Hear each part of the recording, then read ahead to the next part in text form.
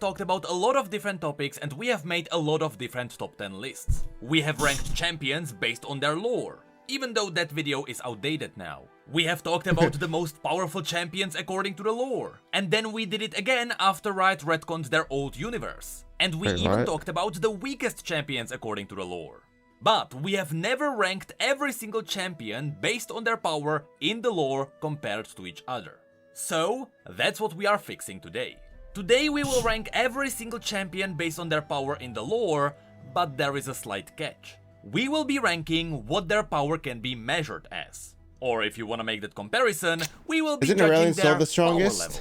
But power level doesn't come only from combat. Lilia is a good example. If Lilia fought Sett, Sett would probably snap her neck. But that doesn't mean that Lilia is weaker than Sett. She is still a spirit born from the dreams in Ionia. Her power level is much higher than the other Vastaya. So when we talk about this list, remember that we are boiling the champions down to a single number. We will be calling that the power level. However, if one champion is above the other, that doesn't necessarily mean that the higher one would be able to take down the lower one. Let's see the champion list. Power doesn't always come from fighting. With that said, we will not be taking into account political power. Swain is one of the leaders of an entire empire. That should give him a massive political Kindred. influence. I think those are the top 5 kind of strongest champs, right? People is not necessarily his own power. Death God. It's just that the other people trust him. Or and Nunu. That's his number 6. So we are focusing purely on the individuals.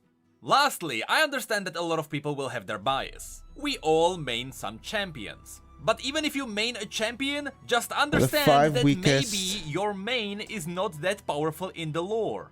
Just deal with it. And to make sure I didn't have any bias and this list is as fair as possible, we spent 4 hours on stream, moving around the different champions to strike the perfect balance. There still are some champions that are debatable, but we will talk about these as we get to them. So actually, now, Cled is like without further ado, since we have more than 150 different champions to talk about, let me try to briefly justify the placement of all of them. Looking at this list, understand that the ladders don't matter. It doesn't matter if a champion is S rank or A rank. What matters is the placement compared to each other. If you're not human, you're That's why probably instead of using this kind of list, we will be using enchanters are gonna be weak. This has all the champions on one list compared to each other. And even though this looks very complicated, it is very easy to understand. The most powerful champions are at the top, the weakest at the bottom.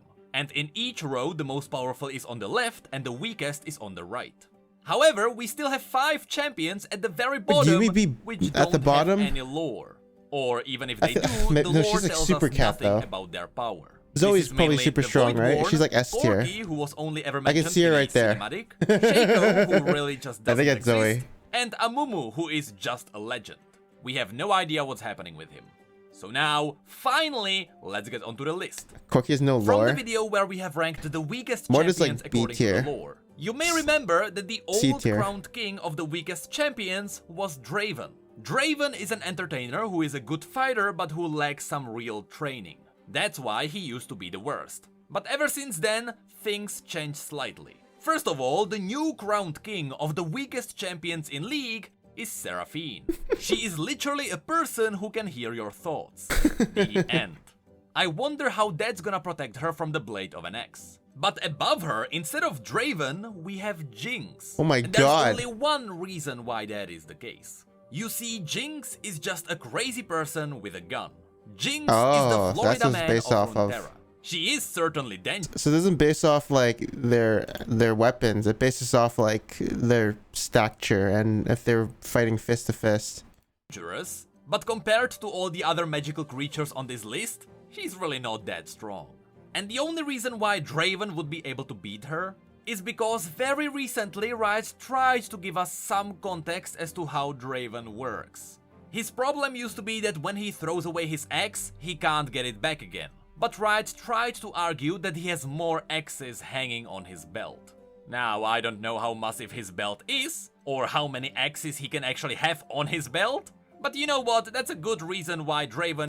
So Annie and Twitch are stronger than Draven and Jinx?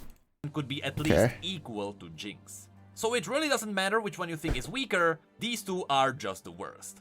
Not as bad as her though. Above them we have Annie. This may surprise a lot of you, but remember that Annie has no real idea how to use her power. The only thing that ever happens to her is that when she gets scared, Tibbers comes to life to save her, and that's all that ever happens. Unlike what she does in the game, in the lore she doesn't really know how to cast spells. It just randomly happens. Then there is Twitch. Twitch's advantage is that he's a mutant. He can get wounded and then be fine the next day. And he has a really deadly crossbow, but that's kinda where it ends. The one who would be able to beat him is Blitzcrank. Blitzcrank is really strong when it comes to his physical form, but he does have his limitations. He's a machine, so if people know how he works, they can easily abuse him. And also, his moral code tells him that he shouldn't be harming people. Above him, believe it or not, there is Cassiopeia. And that's for one simple reason. Cassiopeia never does what she's actually doing in the game. In the lore, all she ever did is strangle people with her snake tail. However, we should mention the fact that she did petrify someone once. There was a story where she was stressed and she screamed so hard she turned someone into stone. So she does have some abilities, but first of all, it is her curse, she doesn't know how to control it. And we simply don't have that much info on what her abilities are about. She simply needs more lore. But at the very least, she really doesn't have the ability to summon snakes. Echo is weak. Poison is the only ability which Mondo sucks. Then there is Echo. How's Ezreal better Echo than is kinda shady, because yes, the ability to manipulate time may sound really powerful, but it has a catch. Yes, with his device he can slow time, for a brief moment. And then for quite a while he can't use it again. But that is the stronger ability. His rewinding time is even worse. He can only rewind like 6 seconds back. And he can only do it if he is alive. So one bullet in the head and Echo is done. Not to mention the fact that even if he rewinds, he will still feel the pain from his wounds. This was especially shown in his cinematic. So his abilities are really not that powerful. Then there is Mundo. Mundo speaks for himself. He is physically strong, but he's dumb as bricks. Then there is Ezreal. And right after Ezreal, there will be a lot of champions who have very similar power level. Ezreal's only issue is that he doesn't really know how to control his glove perfectly.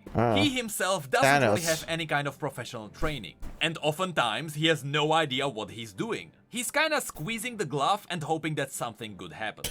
So while the glove of Nazuk, the artifact which he has, is really powerful, Ezreal doesn't know how to fully unlock its potential. On a similar level, then there is Graves. Graves' power really comes from two things. Living in the underground, he has lived through a lot of shootouts. He knows how to fight people. Graves is... Okay, if Ezreal has this Thanos glove, and what does Graves have? But also, his shotgun is just really powerful. And since it is partially enhanced with magic and hextech, it is just really strong.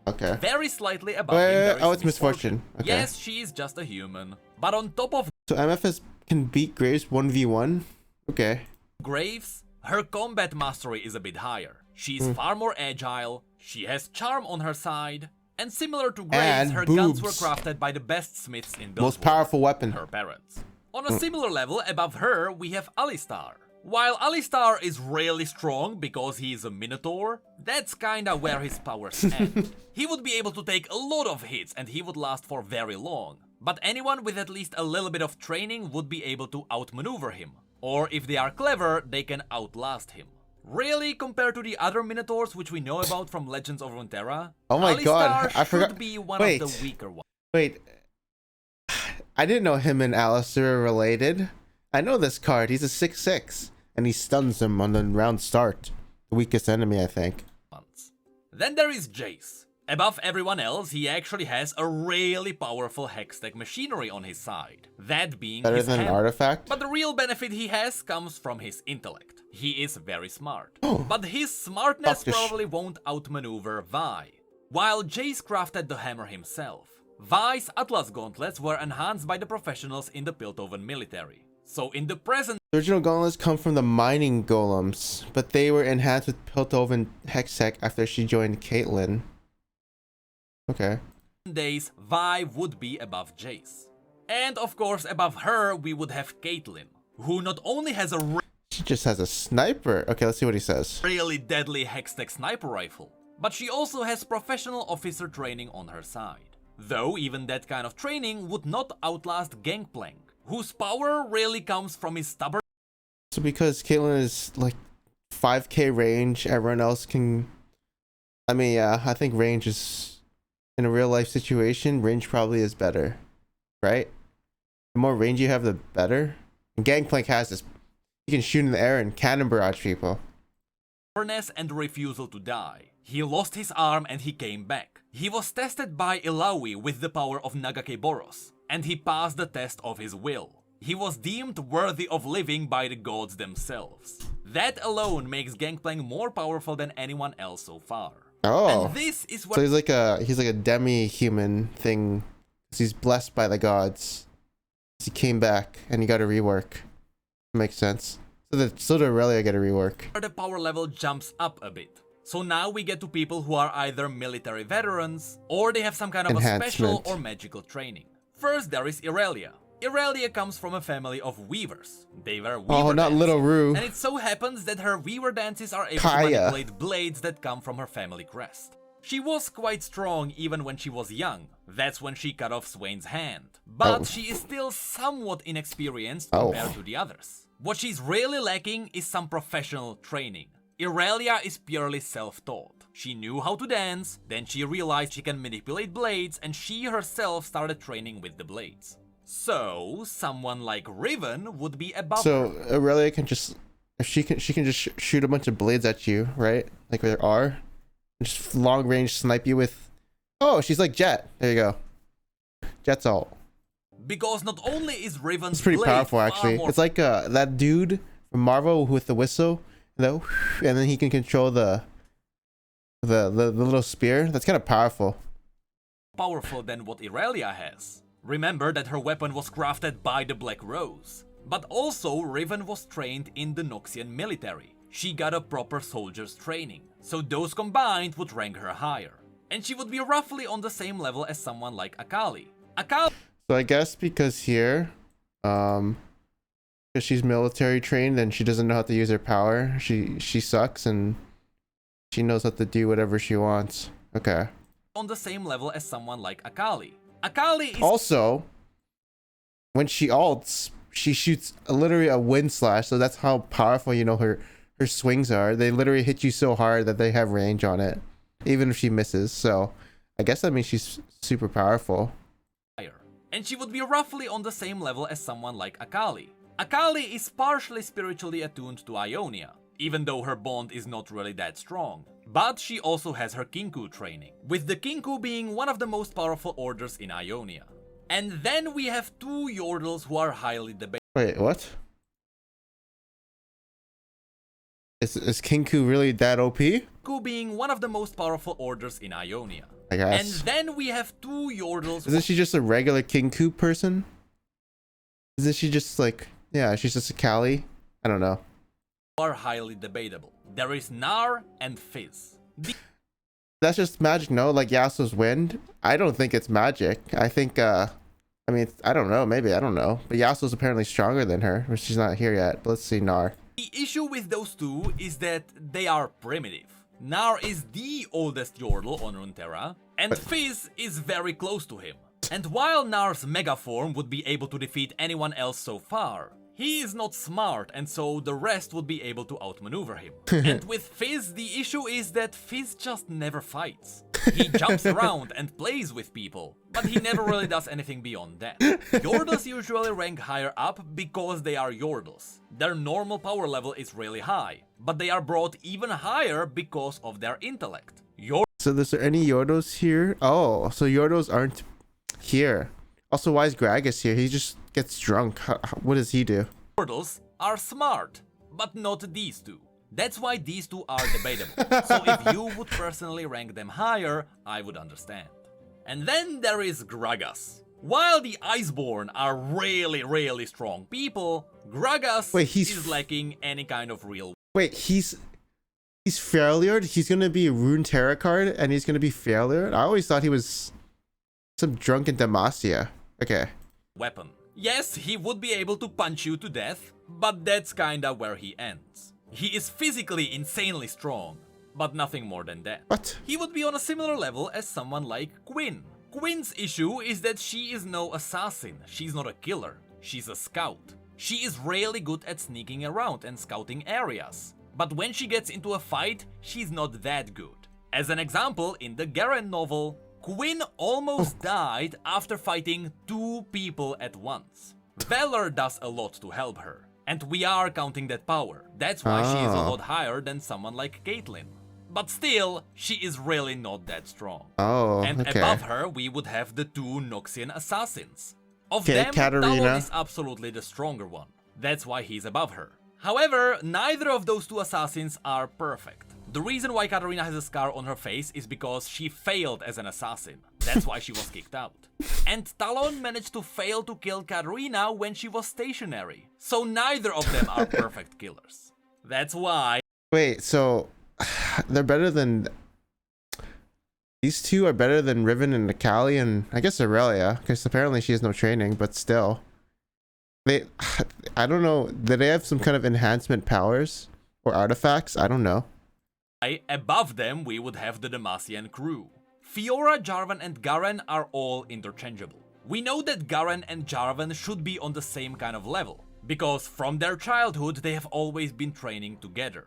The Okay, 2 so it's are just great military friends. power. But the reason why I would put Garen slightly higher is because, unlike Jarvan, Garen is used in battles far more often. He one's a should have king. more experience. And the very slight problem with Fiora is that Fiora is focusing on one-on-one battles. She is an amazing duelist, but her combat abilities are highly limited by that.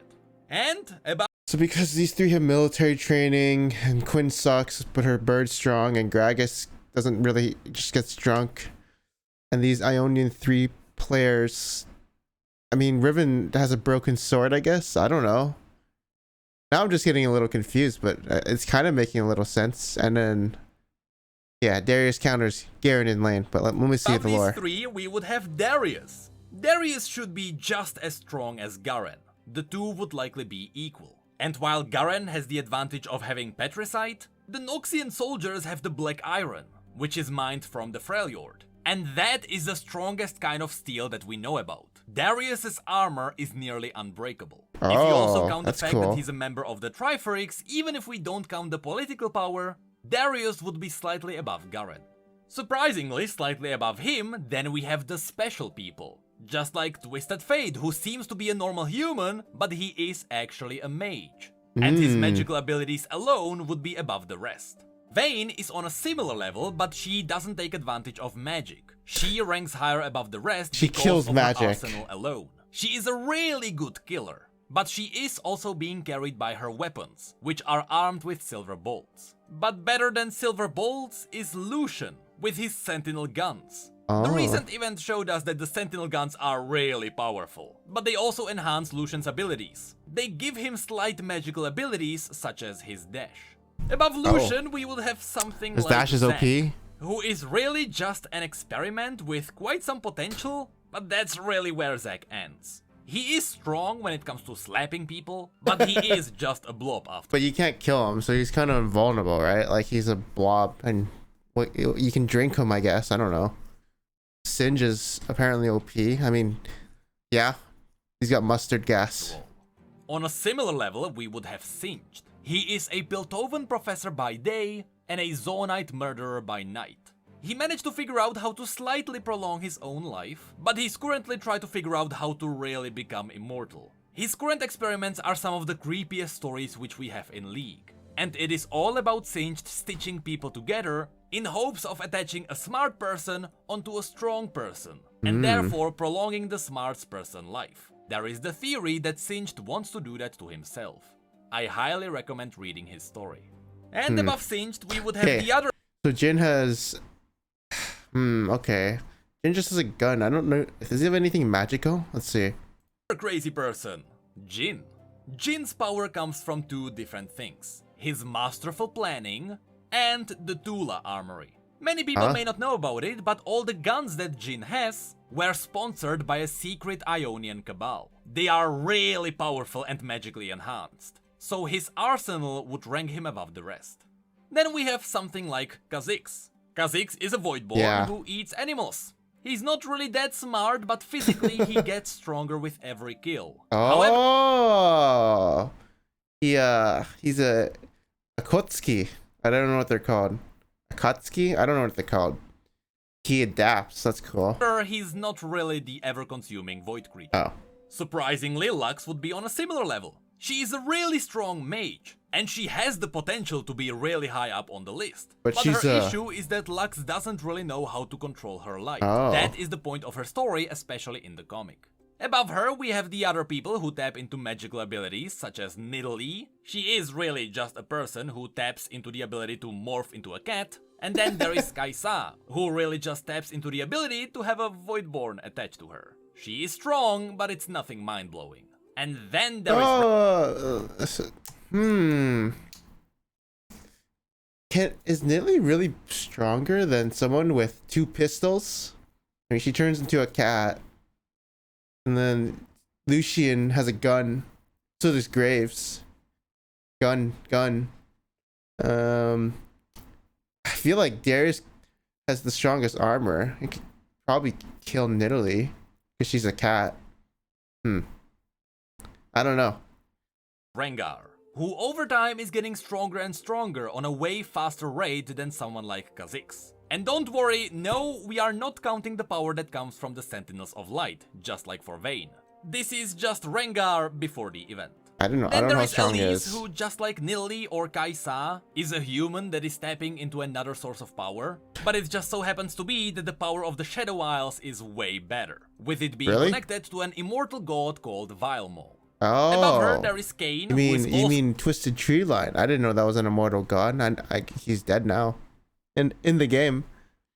That's interesting. I guess he's pretty OP. So tapping into another power. Rost. The issue with Kain is that he is still a child, and his shadow training is nowhere near completion. So he is neither a master of the shadow technique, nor is he the Darkin. That's why he is a lot weaker in the current state than what people realize. On a similar level, there would be Warwick, who is really strong and really ferocious, but his insane status kinda cripples him at the same time. The same goes for Urgot, but Urgot is actually smart. And that's not even talking about him being really resilient, He's or smart. the fact that he can meat grind people. And slightly above him, there would be Sona, who is a really powerful mage who can make you dance so hard your bones break. Oh yeah, she has the. Oh, she has such a fucked up lore. I forgot. She's so. Oh, she's vicious. She's so fucked. I remember her. She's so creepy. I forgot. Don't underestimate Sona. And on No, a very no. similar... She's like. I mean, I guess this is correct, but like I would just rate her higher because that sounds disgusting. Holy crap! She crescendos you and you just. level, there would be someone like Orianna. Oh, look, there's Orianna's Yuumi. power doesn't really come from combat. Yes, she can fight, but she's no fighter. Her power purely comes from the fact that she is the perfect combination of organic and synthetic. She is the top form human assimilated with Hextech. But she's not quite perfect. We'll get to that. And then there is Yuumi. While everyone may argue that Yuumi is just a cat, that's not really the case.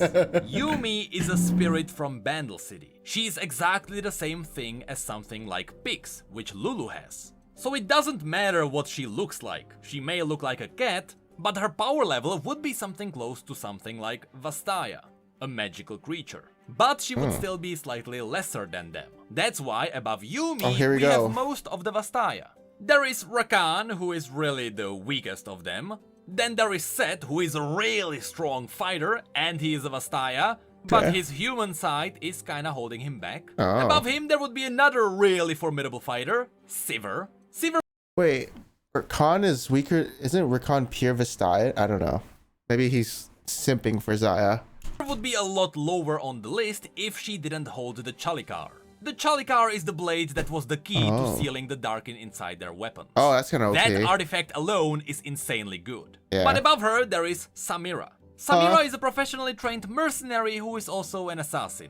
Now, that alone would make her strong, but what puts her that high Artifact on the gun? list is the fact that her arsenal comes from the Black Rose. You really can't find more advanced weapons in the entirety of Noxus. Then there is Talia, Yeah. a really good stone weaver who suffers from two things. She is really young and inexperienced, and she never got proper training for her abilities. She was trained by Yasuo when she was in Ionia, and that's really where it ended. So should she get some proper elemental training from Ishtal, Talia would be a lot higher, but currently she's not that Oh, strong. Xayah.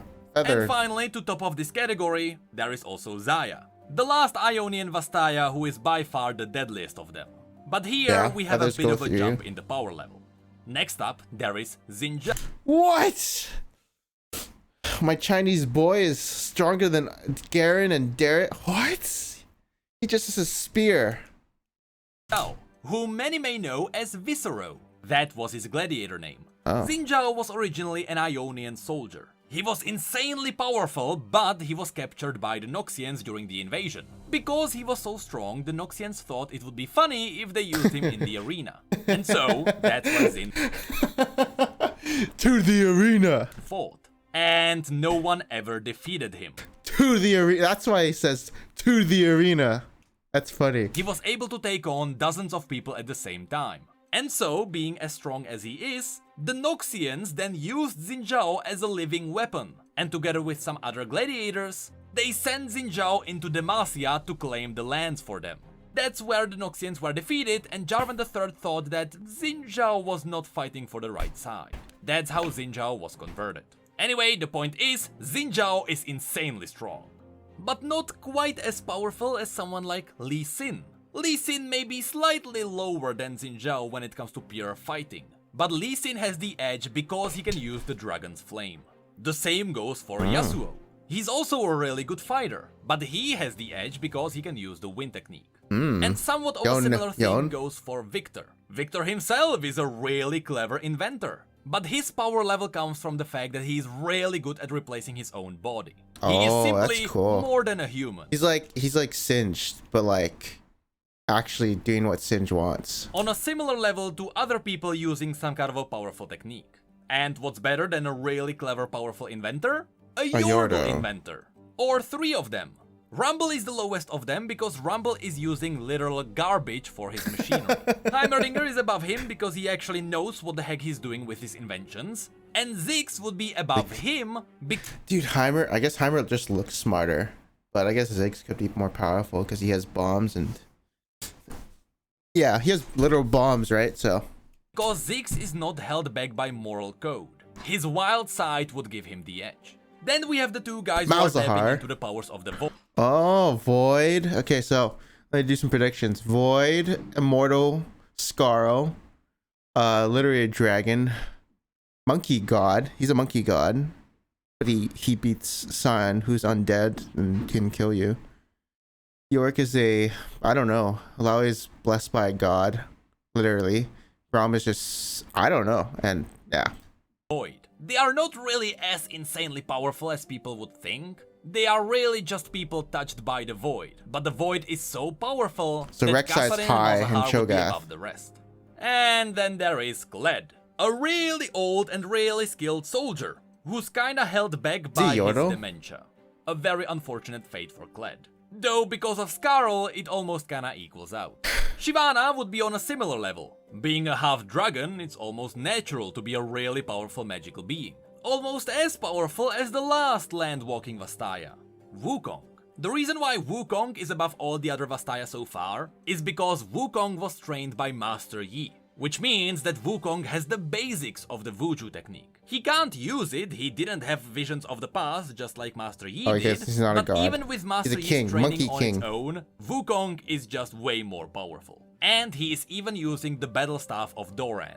Above him we would have Sion, a human being resurrected by pure dark magic. That's kinda where that ends. Above him, Oh, okay. there would be Yorick, someone who is able to survive the Black Mist because he has a vial of the Blessed Waters on his neck, and So York, wait. These are the ghouls that that are sent from Viego to kill in the Ruination. I didn't realize York can control those ghouls. But he's not really Shadow Isles, is he? He's just chilling. Someone who has the ability to speak to the dead and control the dead. Though that is not as powerful as someone like Illaoi, who is the chosen of the god of motion called Nagakeboros. Using the Eye of the God, which is the artifact she's holding, she's able to test mortal souls. That's what she did to Gangplank. And channeling the god's powers, Illaoi is just way above everyone else. Though the Iceborn would be above her, just like Ari. Alright, I always say that someone is the last Vastaya, but no, Ari Wait, what about is Braum? just like is just way above everyone else. Though, and channeling the god's power above her, just like Braum? Ari. Alright, I always say that someone is the last Vastaya, but no, Ari is the last land-walking Vastaya on this list. While the Iceborn are really strong themselves, because they are just really resilient people inheriting the distant power of the Watchers, while being able to wield weapons of true— Dude, I was playing Runeterra. Those Watcher cards are so broken. Holy crap. They're so broken. true ice, which can instantly kill anyone who is not an Iceborn. Ari is on a similar level because she is empowered by the souls of her victims. So when it comes to Ari, essentially the longer she lives, the more powerful she gets. That's kind of hot. Not gonna lie. Then above the Iceborn, we have some of the undead. Kalista is there because unlike the other people from the Shadow Isles, Kalista is not utilizing the power of the Black Mist. That's why she is a lot lower. And Karthus is really just herding the souls. He doesn't really do anything about that. And so, above those, we have the other people related to the Black Mist. There is Akshan, who should be on the same level as someone like Lucian, who was way lower But he has such an OP gun. But the Absolver and the ability to resurrect people brings him a lot higher. Oh yeah. Next to him, there is Senna, who is also just like Lucian, but she embraces the power of the Black Mist. And the same thing goes for Gwen. Except for Black Mist, Gwen is using the Hallowed Mist. And above them... Oh, there's a... What the hell's a Hallowed Mist? I don't... What? I never knew. We have the last Vastaya, who's not landwalking. Being one of the Marai, who are one of the most ancient Vastaya that we know about, inheriting the wisdom of her people, and having the connection of the aspect of the moon, that's why Nami would be above the other Vastaya. Then there is Olaf, who is really shady. What is he? Is he Demacian? Or is he... No, he's Freljord, right? Yeah. Once again, not counting the lore from the Sentinels of Light, it is really difficult to rank Olaf, because theoretically Olaf is immortal. As long as he fights, he can't die. That is what his prophecy said. But you know, it would be insane to say that he would be actually immortal as long as he fought. All prophecies should be able to be broken. Otherwise, Olaf would have to be on the same level of something like Aurelian, a never-dying soul. But that would be quite insane. That's why Olaf is where he is. A really strong fighter with uncanny powers, just like Tryndamere. Tryndamere is above everyone else because he is tapping into the power of the Darkin. That's where his encounter with Aatrox comes in. So basically, he is a Freljordian warrior tapping into some insane powers. The same goes for Yone, that's why Yone is above him. He's also just a really powerful swordsman who is tapping into the power of the Ionian demons called the Azakana. And that's why Varus is slightly above him. What? Varus is the combination of two veteran archers who were incredible hunters and one really powerful Darkin. But here, since the Darkin also has some control over the body, Varus is just way higher than Kayn. Oh my god. And he would be on the same level of someone like Yone. And then we have the Yordles. Oh, wait, okay. Bandle City, Estian, Freljord, and Spirit Isles, or whatever. Like the other Yordles, including Kled. The reason why these are more powerful is because their connection to the Spirit Realm is a lot higher. Ziggs, Heimeringer, and Rumble are really just screwing around in the mortal realms. While all of these Yordles are embracing the spiritual powers. Tristana would be the weakest of them, followed by Poppy, who has the edge because she has the Hammer of Orlon, a legendary artifact weapon. Above her, there would be Lulu, one of the most powerful sorcerer Yordles in Bandle City. Yes. Above her, there would be Kennen, whose link to the spirit realm is far higher than anyone else's. Yeah. Because he is one of the leaders of Kinkou. And above him... Whoa, no. Why is Timo... He he just pisses you off. Like, anyone could have shrooms. There is Teemo. We don't know too much about Teemo, but we know that despite his looks, Teemo is one of the deadliest Yordles out there. Oh. He's a master assassin at the same time. Oh, he's a stealth assassin. Okay, yeah, he could kill it. Okay, damn. That would definitely improve him because he could, yeah. So whether Teemo or Kennen is stronger, that's really up to you. Above those, there would be Trundle. Trolls in general are incredibly strong. They are pretty much immune to the frost, but Trundle himself is also an Iceborn. He wields a true ice weapon. That on top of the fact that trolls have incredible regenerating powers, Trundle is just way higher than what people would expect. But he's not quite as powerful as something like Vastai Shirei, which is Nico. Nico is not a pure Vastai Shirei. If she was, she would be way higher on the list. But she is close enough to her pure ancestors that her power levels are just way too high. That's why, notice I didn't call her a Vastaya. And she would be on a similar level to something like Maokai. Maokai is a nature spirit, but the issue with Maokai is that Maokai is barely surviving. He's doing all he can to push back the black mist, so he is not in the best shape. Above him there would be Nunu, but Nunu's powers don't really come from Nunu. It's all about Willem. From Nunu's story, we learned that the ancient Yetis were insanely powerful. They had incredible connections to magic, and their wisdom was inconceivable. So Willem alone is able to carry Nunu. Literally. After that we have Janna. Janna is also a primal spirit, but she's not in her best shape. Before Piltover and Zone split, many people worshipped her, that's when she was at her best. But since then, only people in Zone pray to Janna, and Janna gets her power from her followers. That's why she's not as high as she could be. Lilia is on the same level. She's also a spirit born from dreams in Ionia. Not the most powerful spirit, but powerful enough. And then... Okay. Camille is godlike? Okay. Damn. I mean, I'm pretty interested in why Camille's godlike. Then we get to Rel. Rel is an incredible mage, who is thought to be able to fight someone like Mordekaiser with proper training. Currently, Rel is held back by two facts. She is a child and she has no real training. Once both of those factors get cancelled out, she'll be a lot higher.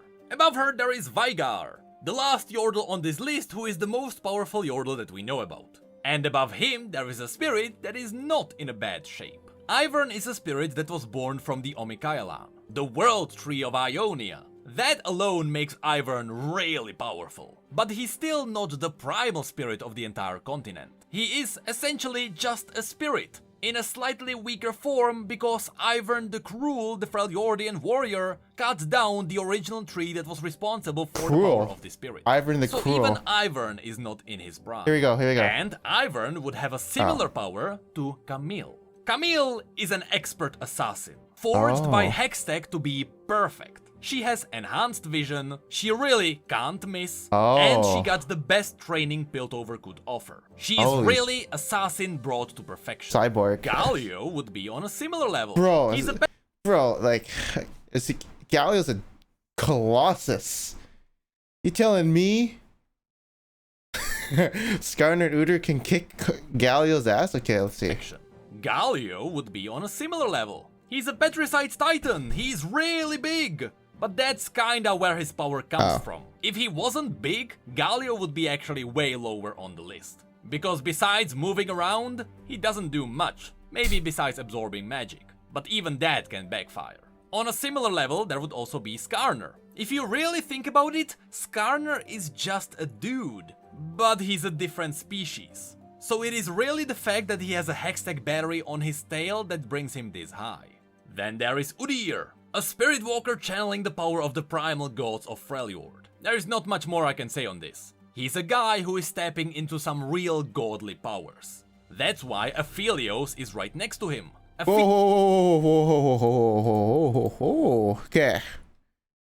Pantheon, Targon. Targon is godlike, yeah.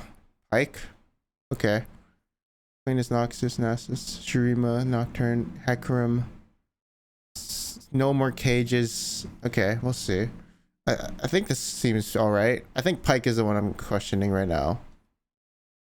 Yeah. Next to him, Aphelios is also a guy who is tapping into godly powers of the moon goddess. And that's why Pantheon is next to him.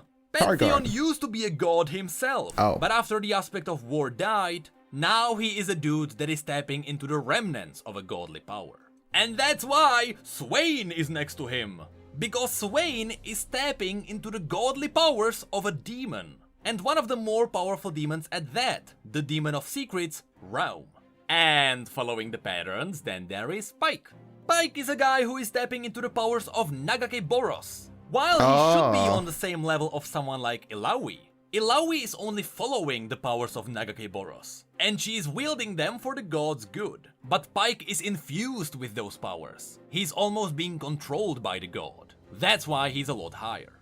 And then we get the first Shreeman Ascended, Nasus. Nasus is really powerful, but he's also quite depressed these days, so he is not in his best form. Then there is Nocturne. The reason why Nocturne, unlike the other demons, is this low is because Nocturne is banished. As far as we know, he should be still locked up somewhere around Demacia. His encounter with Lux didn't really go well. That's why, in his current form, Nocturne is slightly lower. Then there is someone like Hecarim, who is this high because he is fully embracing the power of the Black Mist. Hecarim can freely make up his own army as he wishes. We learned that from his very recent story in Demacia. He simply reaches into the Black Mist, pulls out a spirit, and he uses that spirit as his own soldier. That's why Hecarim can craft his own armies. Silas would be on a similar level, though Silas's power is highly situational. If Silas is in the middle of nowhere, he can't do anything. He needs to be around something magical. But the reason why he is this high, unlike the other mages, despite having somewhat simple magical abilities, Silas was able to wield the power of Morgana when he was in the capital city. Under normal circumstances, normal mortals would be broken by such powers. But Silas was able to tap into the powers of gods and then wield them. That makes him special. Someone like Zed would be still slightly above him. The shadow technique is simply that powerful. It is similar to Nocturne himself, but Nocturne is still weaker because he is banished. That's why Zed is so high. And then there is Renekton. Renekton is simply far stronger than Nasus. And in the latest story, we even saw what happens if someone tries to strike Renekton down. Some kind of weird celestial magic reshapes Renekton's bones and meat and snaps him back together. Reading his story was quite mind-blowing. But what we learned from that is that we always underestimated Renekton's power. Then we finally get another demon, Tam Kench. Not the most powerful one, I thought he's a god. but he is still a demon. So his power level in general would be way above everyone else. Kinda on the same level of someone like Rek'Sai, one of the biggest Voidborn on Runeterra that we know about. You know, we have no idea what Cho'Gath is. But being the Broodmother, Rek'Sai is just insanely powerful. Okay, let's see this. Nautilus is Big Daddy from Bioshock, Shen, Ninja. Shen, though, is just a ninja. Brand, Fire God, Thresh, Soul God, and pretty powerful now. Syndra, I don't know what she does actually. She just controls balls. Dire Plant, Zillion, Time God. Okay, this makes sense. Then there is Nautilus. If you thought that Pike was really good because he was infused with the powers of Nagake Boros, he's nothing compared to Nautilus. Nagake Boros forged Nautilus into a full-on titan. At this point, Nautilus is the right hand of the god. And then we have Shen. Being the Eye of Twilight, Shen has by far the best connection to the spirit realm, at least out of all the mortals. He's really deadly in the physical realm and he's really deadly in the spirit realm. There's really not much people can do when fighting him. Then there is Brand. Normally Brand would be a lot higher, because Brand is essentially using the power of a world rune. But the point of Brand's story is that Brand can't control the power of a world rune. The power consumed him. So yes, he is really strong, but he doesn't have the power under control. That's why he is slightly lower. And then there is Thresh. I'm recording this before we got the finale of the Light Sentinel event, so that one will definitely change Thresh's power. But currently, it seems like Thresh will be the new leader of the Shadow Isles.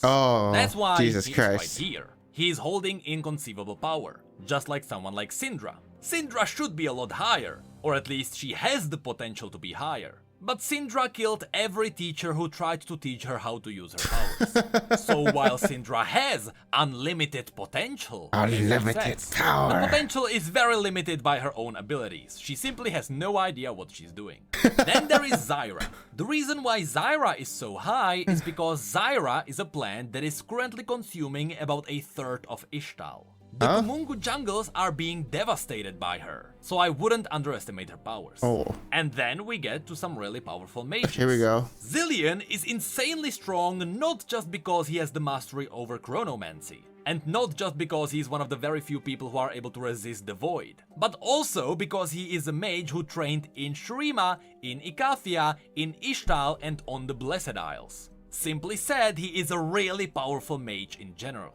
Just like Vladimir. Okay. Vladimir is Blood a mage who magic. has the mastery over hemomancy, which originated from the Darkin. Combine this with the fact that hemomancy in general has the ability to make you stronger over time, because you simply reshape your body to be stronger and stronger. He also comes from Kamavor, and also, back in the old days, LeBlanc considered Vladimir to be her only equal. She has never met a more powerful mage. That's why Vladimir is so high. He should be higher, but because Vladimir is hiding in Noxus all the time, he doesn't really have the chance to expand his powers. Here we go. Above him, there Yeah, Jax could use a gun and probably kill everyone. Okay. Evelyn. Evelyn. Succubus. Malphite. Rock. Kiana's better than a rock. Azir's a leader. I didn't know he was broken. Zereth is also, yeah, ascended.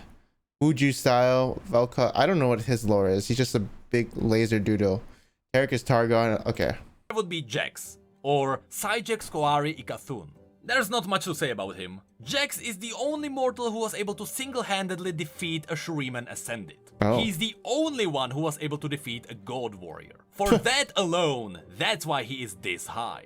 But also, he is holding the last flame of Icathia, and it is possible that he is a sand troll. So he might be like Trundle, but on steroids. Then there is Evelyn. Simply a really powerful demon who can shape into anything. She grows more powerful over time the more people she kills. Then there is Malphite. His power really comes from the fact that he is simply really big. He is the shard of the monolith, which was a floating Ishtali citadel. So coming from a purely elemental place, his powers are just really high. However, not as high as the best elementalist mage from Ishtal. She's a mage. Oh yeah, I guess she is a mage. In the entirety of that entire region, there simply isn't a better mage. Kiana is that powerful. Very slightly more powerful than her, there will be Azir, who is able to single-handedly raise entire armies from sand. He is the most powerful ascended there has ever been, and he might be the most powerful emperor Shurima has ever had.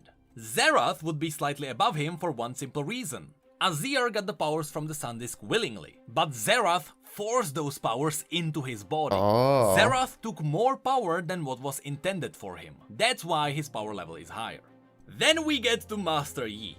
I could honestly rant about Yi for hours, but if you are curious as to why Yi is so high, here's why. The Vuju technique is so powerful. It was never intended to be used in combat, but when the Noxian invasion arrived, Yi thought, maybe I should use it. Yeah, so he did, and he killed thousands of Noxians alone. The Noxians were so afraid of him, they tracked down his home village and nuked it just to be safe. Just to know there are no other warriors as powerful as him.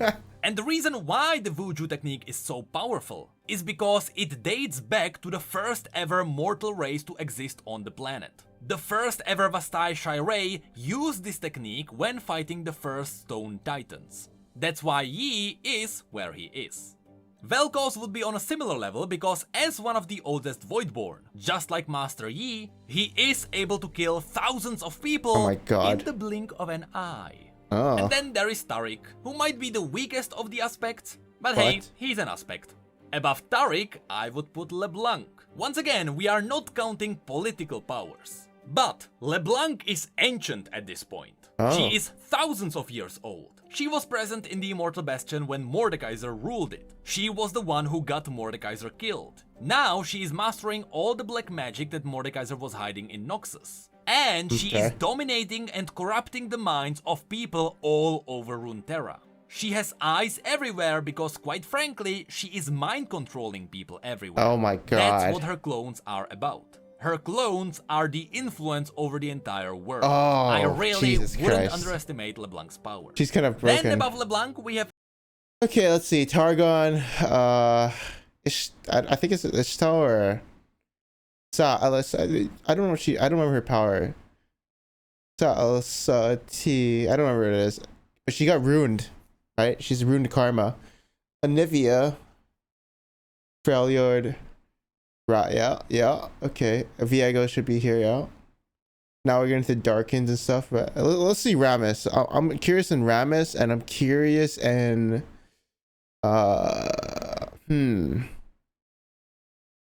I'm curious in Karma. another powerful aspect, Leona. And above her, there is Karma, who is Dara, a mortal vessel to the entire Ionian spirit. The spirit of an entire continent is inside Karma. So just like the aspects, she is a vessel of gods. Then there is Anivia, the weakest of the primal gods. Then there is Rammus, but it is theorized that he might be also one of the primal gods. But truth be told, we don't really know anything about Rammus. But we know that he is snacking on the Voidborn like they were Cheetos. At least he is very powerful because he considers the Voidborn Cheetos. And then there is Rise. Someone who has the potential of the power of the World Runes. Yeah. But unlike someone like Syndra, who has the potential but she doesn't know how to use it, Rise also has the potential and he also can use the power if he wished to do so. But he simply doesn't do it because he's afraid he's gonna destroy the entire world. Yeah. So Rise is simply insanely strong. He is wielding the power that shaped the entire world. And then there is Diana, one of the stronger Targonian aspects. Unlike Leona, Diana is actually actively pursuing the powers of the moon. Then there is Viego.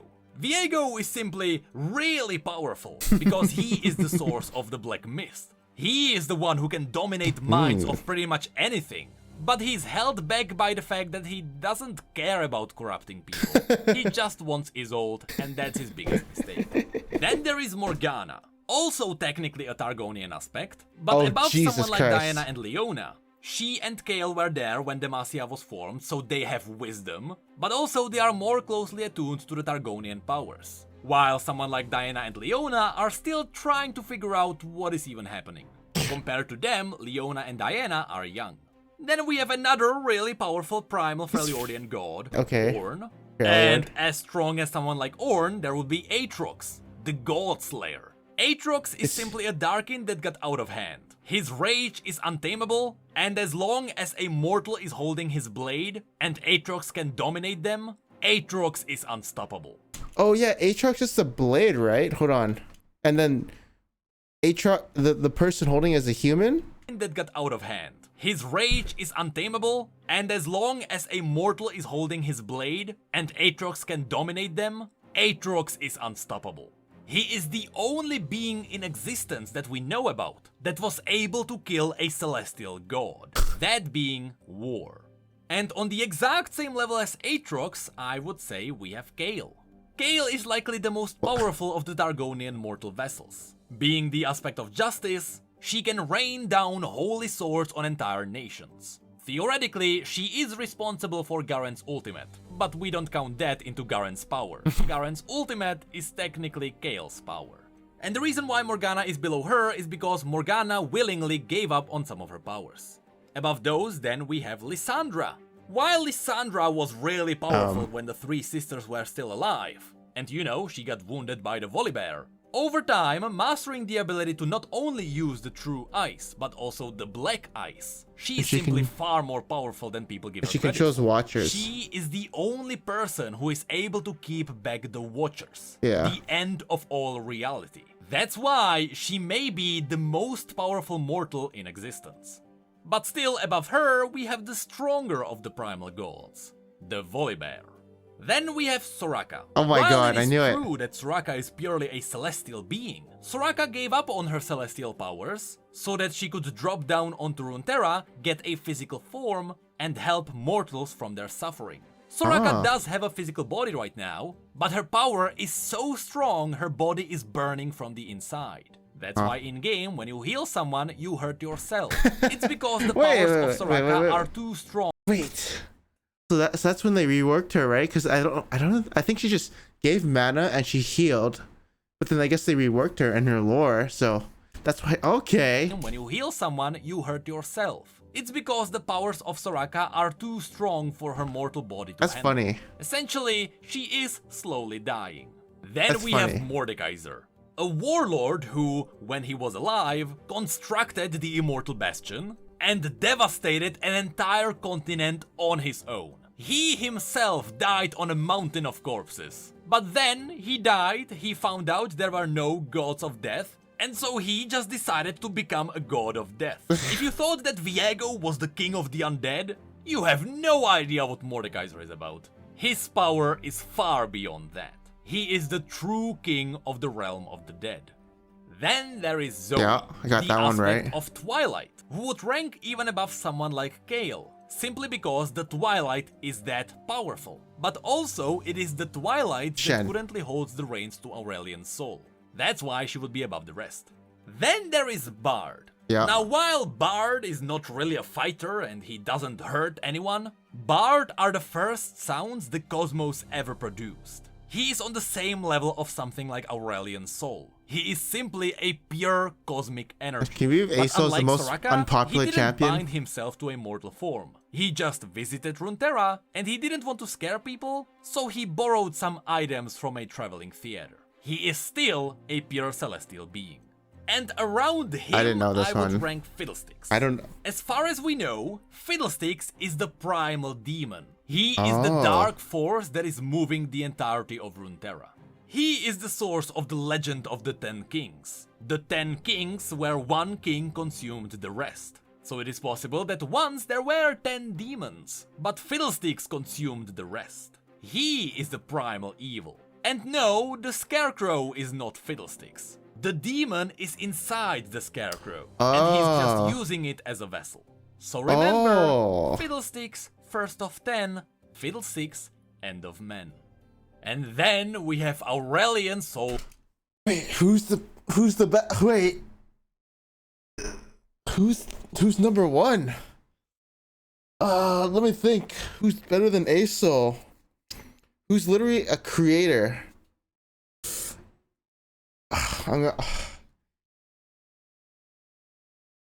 Oh my god. I'm looking through the champion list, but that's cheating. So I'm gonna look at it. Oh my god, I did say it. Okay. The Starforger. I did say it earlier. Because he has the ability to actually forge stars around which you form planets. You couldn't get more godly than that. Here we go. However, even Aurelian is not the most powerful. Because, as confirmed, everyone in reality has to meet the end. And Aurelian's soul is no exception. Even he can't avoid it.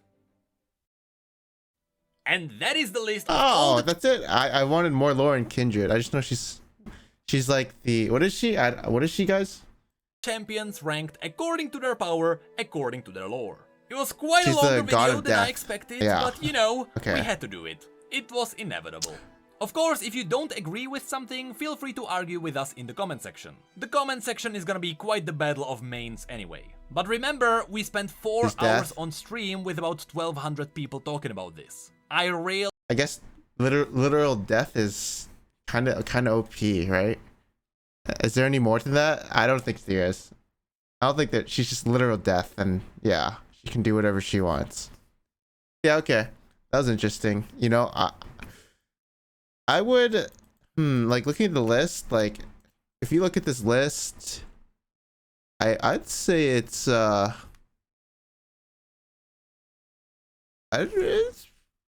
I mean, I can't deny anything because I'm not a lore enthusiast. Yeah. How about these guys at the bottom? Cho'Gath, Shaco, Kog'Maw, and Mumu, Corki? Dude, I think Cho'Gath would be so broken, but I have no idea. And a Shaco can do whatever he wants. Yeah, this is pretty, I can't even refute any of this. Right, I can't. Well, anyways, this was super cool. I'm glad I listened. Yeah, that was kind of interesting. I liked it, like hypes you up. Unfortunately, Riot is kind of lazy and they don't like doing cinematics. They only want to sell skins. which sucks. But there could be a lot of potential. There's a lot of potential. Oh well, they suck. Bye.